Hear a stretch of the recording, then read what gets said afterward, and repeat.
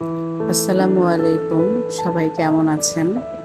আজকে একটি নতুন ভিডিও নিয়ে আসলাম। আপনারা দেখতে পাচ্ছেন আমি আমার রাজকন্যাকে নিয়ে ফারজানা শাকিলসে চলে এলাম।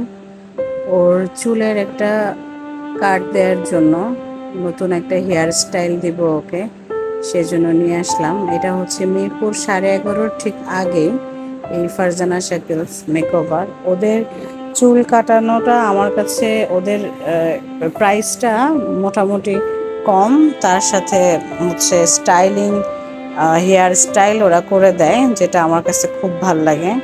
তো আমি সব সময় ওদের কাছেই চুলটা কাটাই।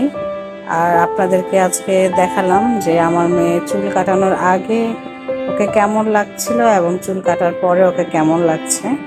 আপনাদেরকে কেমন লাগলো ভিডিওটি জানাবেন।